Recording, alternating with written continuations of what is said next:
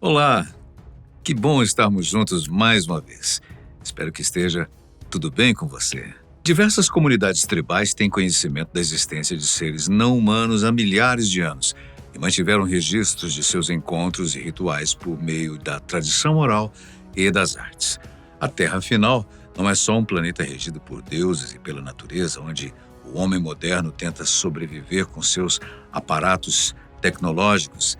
Ela contém histórias antigas de pessoas que, como nós, homens modernos, passaram pelas mesmas dificuldades e experiências, guardadas, claro, suas devidas proporções. Até mesmo em relação a experiências supranormais, aquelas que não fazem parte do cotidiano e guardam mais perguntas do que respostas.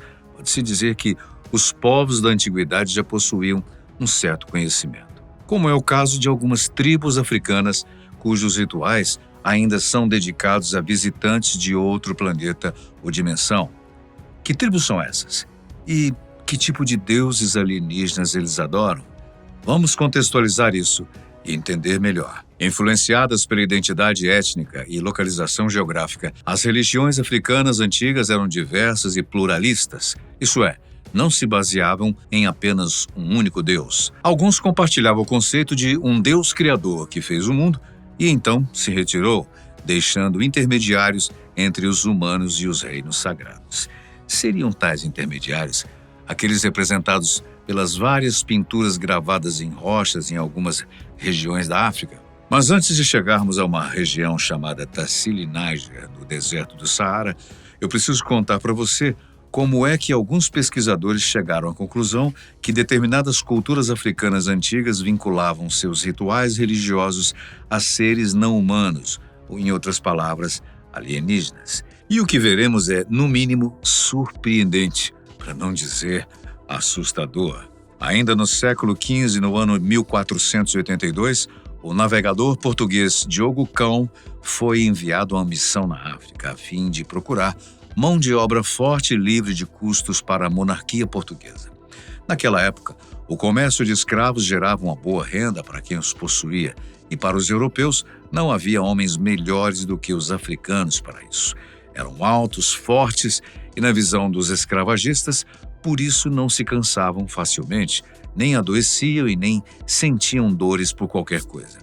Além do mais, eram obedientes. Muito bem. Cão chegou até a costa ocidental da África, região antes conhecida como Reino do Congo, hoje República do Congo, e adentrou o continente a partir do rio de mesmo nome. Cão seria o primeiro europeu a alcançar o coração dessa antiga nação africana. Durante os meses que passou nessas densas florestas, não só conheceram de perto as dificuldades que a natureza trazia ao ser humano, como ficaram perplexos com os habitantes daquele lugar. Como aqueles nativos conseguiam sobreviver com tanta dificuldade e animais, era a pergunta que Cão e os seus homens sempre faziam.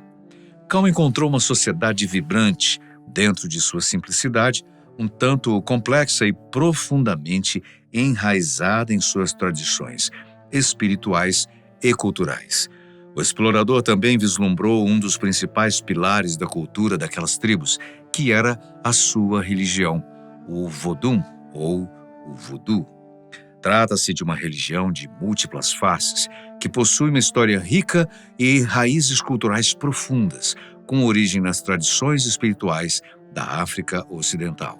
Os povos do Congo acreditavam que os espíritos dos ancestrais e da natureza influenciavam todos os aspectos da vida cotidiana. Eles realizavam rituais para honrar esses espíritos, que incluíam danças, cânticos, oferendas e cerimônias de cura. Os sacerdotes, conhecidos como Niganga, desempenhavam um papel crucial na comunicação com os espíritos e na cura das doenças. Diogo Cão e sua tripulação provavelmente ficaram impressionados com a complexidade e profundidade dessas práticas espirituais. Eles observaram os rituais e a reverência dos povos locais para com os espíritos, bem como a importância da natureza na vida cotidiana. Essas experiências influenciaram a percepção dos portugueses sobre a cultura e as crenças dos povos africanos e ajudaram a moldar a forma como o voodoo evoluiu ao longo dos séculos. O vodu tradicional africano ainda é praticado por diversas tribos no coração da África. É uma religião animista que reverencia a natureza e os espíritos ancestrais. O culto aos mortos é muito comum, e não só isso, é conhecido também por práticas ritualísticas em que há ressurreição dos mortos. Tais histórias é que deram origem aos famigerados zumbis, os mortos-vivos. De acordo com historiadores, os povos mais antigos, assim como os antigos egípcios, acreditavam que o corpo era dotado de duas almas. Uma delas, uma grande alma, e a outra, uma pequena alma. A grande alma é a que define a personalidade de cada pessoa. É o que diferencia você de mim e vice-versa. Já a pequena alma é a que nos anima, nos faz nos mover, agir, correr, pular, dançar, enfim, todo esse tipo de atividade. Ela não interfere na personalidade, ou seja, na grande alma, mas pode sofrer interferência dela enquanto o corpo está vivo. Segundo a crença vodu, as duas almas são vistas como anjos, o anjo maior da personalidade e o anjo menor do comportamento e das ações. Quando o corpo sucumbe, uma dessas almas, a do anjo maior, deixa o corpo e parte para o mundo dos espíritos, enquanto o anjo menor permanece. É justamente essa alma que se torna alvo do voduísmo. Essa alma que fará o corpo voltar à vida. Os missionários tiveram sucesso na conversão de grande parte das pessoas. Contudo, feiticeiros mais antigos e conservadores conseguiram se embrenhar na mata densa com seus seguidores e deram continuidade à tradição. O vodu, então, passou a ser praticado em segredo, longe dos olhos dos invasores europeus. As histórias sobre zumbis, então, não cessaram. Os missionários ouviram muitas histórias e, desde então, tantas outras vêm sendo contadas por gerações. Tanto que, até os dias de hoje, muita gente, mesmo que não siga o voduísmo, acredita na existência dos mortos-vivos. Você deve estar se perguntando, como surgem os zumbis, André? E o que os torna vivos? Bom, durante os rituais complexos que são feitos, era muito comum haver o sacrifício de animais, especialmente cabras e bodes, a fim de satisfazer as vontades dos espíritos ancestrais. Quanto mais difícil era reacender a pequena alma, maior era o sacrifício. Não há relatos de sacrifícios humanos entre essas tribos, pelo menos. Os sacrifícios humanos também são muito praticados na antiguidade. Foram relatados em diversas tribos africanas e até mesmo entre os astecas na América Central, mas não entre os povos que seguiam essa religião. Bom, quando o ritual chega ao seu clímax, a lenda diz que o corpo ressuscita. Nesse corpo, que antes havia duas almas, agora se levanta uma só, a pequena alma, aquela das ações, dos comportamentos e atitudes, mas sem qualquer resquício da personalidade dada pela grande alma. Nos zumbis estão as almas que nos animam e não as que trazem sentimentos, sensações e coisas mais voltadas ao cognitivo. É por isso que, de acordo com a tradição e com o que temos em mente, os zumbis não reconhecem ninguém e não são capazes de sentir qualquer coisa, como amor ou raiva, saciedade ou fome, atração ou repulsa. Essa crença tem ligação com a crença dos antigos egípcios, em que a consciência é um tipo de alma e é separada da alma do comportamento, das atitudes. Enquanto vivos, uma depende da outra, mas a que vai para o mundo espiritual é sempre a da consciência, enquanto a outra permanece no desconhecido. Bom, mas imagine isso lá nos finais dos anos 1400, quando ainda não se conheciam diversas culturas do mundo. Como deve ter sido para os missionários que, logo após Diogo Cão, foram enviados para o Congo com a missão de converter os tribais ao cristianismo. Osso duro de roer, né? Se hoje nos parece estranho, às vezes inconcebível, naquela época deve ter sido realmente assustador. Mas, frente a tudo isso, há um grupo de estudiosos que buscam alguma relação entre o fato de ressuscitarem os mortos e algo que vai além da nossa compreensão e, de quebra, do nosso sistema solar. É possível que o voduísmo tenha tido algum contato extraterrestre? Bem, a dúvida surgiu quando alguém perguntou como é que os feiticeiros que viveram centenas de anos atrás, sem acesso à tecnologia moderna, conseguiram dar vida aos mortos, revivendo apenas a alma que anima a carne. Certos teóricos afirmam que a origem dos conhecimentos e da magia voodoo pode estar além dos limites físicos que temos acesso. Para os antigos, ela teria se originado de deuses vindos do céu, que deixaram aqui os seus emissários conhecidos como orixás ou loas. Ambos seriam não simplesmente emissários observadores, mas mensageiros dotados de conhecimentos, os quais foram passados para os intermediários do voduísmo, que são os feiticeiros. Alguns estranham o fato de certas esculturas antigas desses orixás, que são entalhadas em madeira, trazerem seres que estão sentados em alguma coisa insólita, como se fosse um tipo de embarcação. Seria uma canoa? Bem, para esses teóricos, poderia até ser, mas não fosse outro detalhe que chamou atenção em outras ocasiões. Os crânios dos seres dessas esculturas são alongados. Você já ouviu falar dos crânios alongados de Paracas? Eles são um dos mais intrigantes achados arqueológicos do século XX. Eles foram descobertos em 1928 por um arqueólogo peruano, Julio Tello, numa necrópole na península de Paracas, no sul do Peru. Esses crânios diferem significativamente dos crânios humanos comuns, sendo até 25% maiores e 60% mais pesados. A sua forma distinta, é claro, despertou um fascínio geral e uma grande especulação, alimentando teorias que vão desde a deformação craniana até possíveis origens extraterrestres. Mas será que as esculturas africanas teriam alguma ligação com os crânios de Paracas?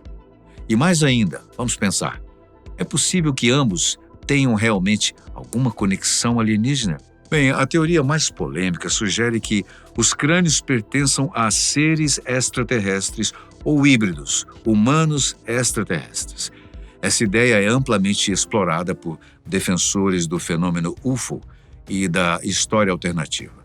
De acordo com essa visão, os habitantes de Paracas poderiam ter tido contato com as civilizações de outro mundo, adotando práticas culturais para imitar a aparência dessas entidades. Teria sido esse o caso dos nativos congoleses? Outros teóricos sugerem que os crânios podem ser vestígios de uma raça humana arcaica ou de uma subespécie desconhecida.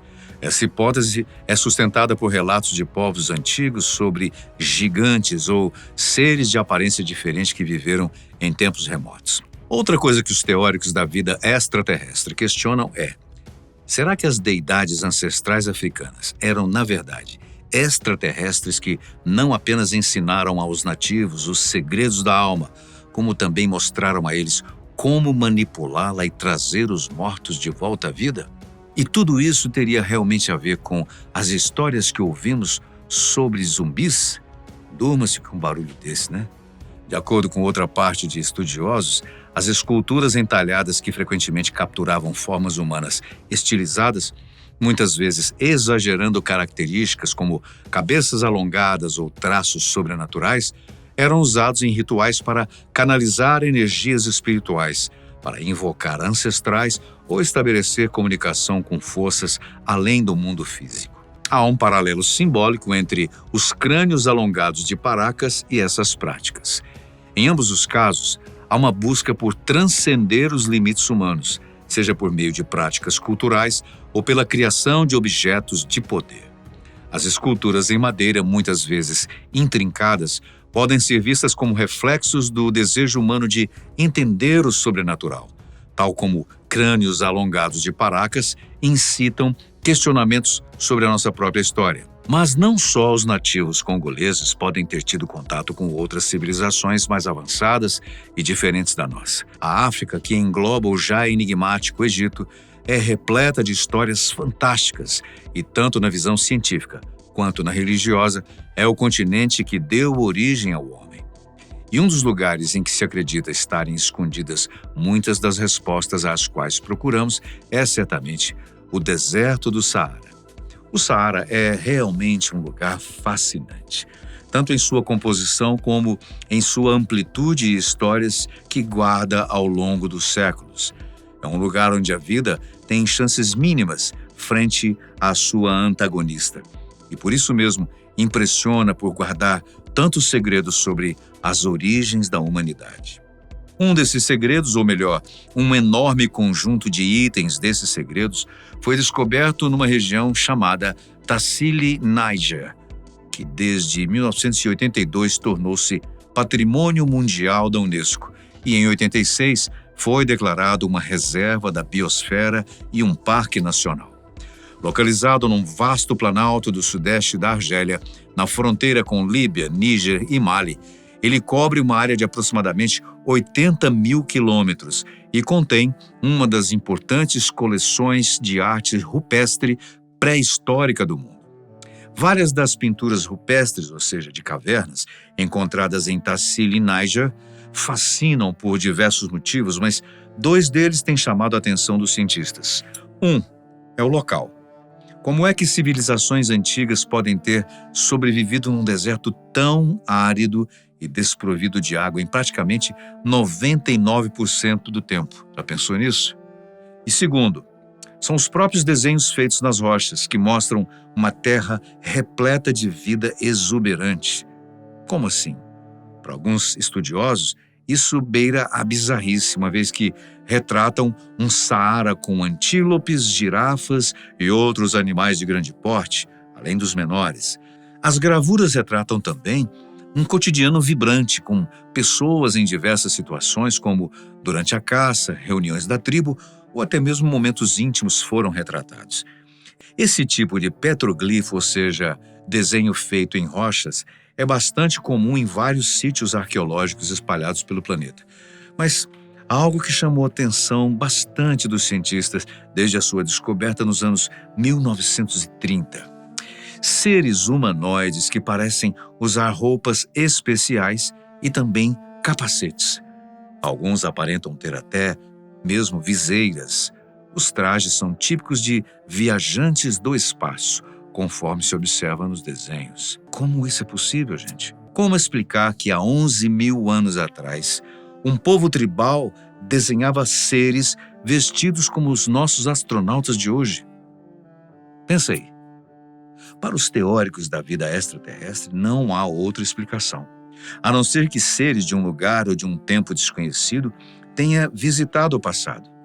Para eles, sem dúvida, são alienígenas que estiveram junto às civilizações antigas para ensiná-las e ajudá-las nas tarefas humanamente impossíveis para a época. Assim como na história da construção das pirâmides do Egito, isso responderia uma série de perguntas. Por sua vez, os que defendem a viagem no tempo dizem que humanos do futuro, já dominando o transporte no espaço e no tempo, é que poderiam ter inspirado os artistas do passado. O que você acha mais provável nesse caso? São duas possibilidades interessantes. Lendas da região de Tassili contam que os nativos foram visitados numa época em que uma mudança climática estava prestes a acontecer. Até então, a região era de natureza rica e cheia de vida, assim como os petroglifos representam. Segundo estudos, entre 12 mil e 7 mil anos atrás, o clima do Saara era muito mais úmido do que hoje. A água que fluía das regiões montanhosas alimentava a savana e a floresta, que abrigava muita vida selvagem. Isso, por sua vez, atraiu caçadores-coletores e a cerâmica encontrada nas montanhas Air, nas proximidades de Níger, foi datada em 11.500 anos. Aproximadamente 7 mil anos atrás, animais domésticos como gado, cabras e ovelhas começaram a aparecer. Então, enquanto a caça e a coleta continuavam, alguns saarianos adotaram um estilo de vida pastoril. Por volta de 6 mil anos atrás, o clima começou a mudar, tornando-se muito mais seco. As pessoas e seus rebanhos se mudaram. Por volta de 4.500 anos atrás, o Saara começou a semelhar à imagem que vemos hoje. De acordo com algumas teorias, os seres que visitaram aqueles nativos os ajudaram também a se deslocarem, indo para áreas mais promissoras. Por isso, não foram encontradas ossadas ou elementos que determinassem que eles ficaram no lugar até que o último sobrevivente da tribo morresse. Mas como caçadores-coletores, conforme dizem os historiadores céticos, Eles tinham o costume de não ficar num só lugar.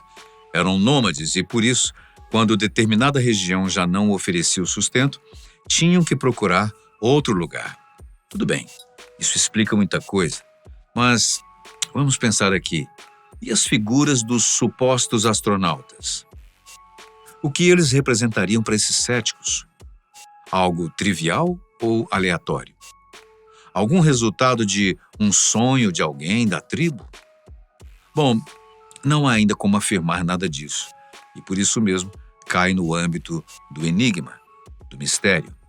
Com tudo isso que você acabou de assistir, digite aí nos comentários se você concorda também com os cientistas. É possível que as civilizações africanas antigas tenham tido algum contato com seres de outro planeta? Ou você tem outra hipótese? Escreva pra gente, que queremos agradecer mais uma vez a sua companhia, sempre muito especial. A gente se vê num próximo vídeo.